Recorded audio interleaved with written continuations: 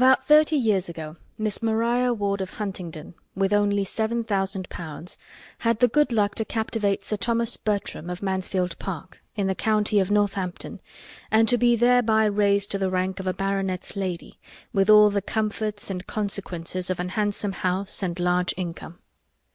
All Huntingdon exclaimed on the greatness of the match, and her uncle the lawyer himself allowed her to be at least £3,000 short of any equitable claim to it. She had two sisters to be benefited by her elevation, and such of their acquaintance as thought Miss Ward and Miss Frances quite as handsome as Miss Maria did not scruple to predict their marrying with almost equal advantage. But there certainly are not so many men of large fortune in the world as there are pretty women to deserve them.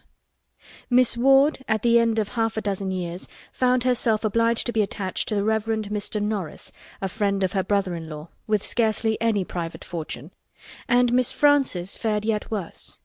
Miss Ward's match, indeed, when it came to the point, was not contemptible, Sir Thomas being happily able to give his friend an income in the living of Mansfield, and Mr. and Mrs. Norris began their career of conjugal felicity with very little less than 1,000 a year. But Miss Frances married, in the common phrase, to disoblige her family, and by fixing on a lieutenant of marines, without education, fortune, or connexions, did it very thoroughly. She could hardly have made a more untoward choice. Sir Thomas Bertram had interest, which, from principle as well as pride, from a general wish of doing right, and a desire of seeing all that were connected with him in situations of respectability, he would have been glad to exert for the advantage of Lady Bertram's sister. But her husband's profession was such as no interest could reach, and before he had time to devise any other method of assisting them, an absolute breach between the sisters had taken place. It was the natural result of the conduct of each party, and such as a very imprudent marriage almost always produces. To save herself from useless remonstrance, Mrs. Price never wrote to her family on the subject till actually married.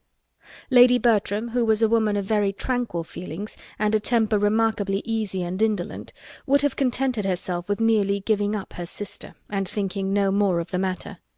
But Mrs. Norris had a spirit of activity, which could not be satisfied till she had written a long and angry letter to Fanny to point out the folly of her conduct, and threaten her with all its possible ill consequences.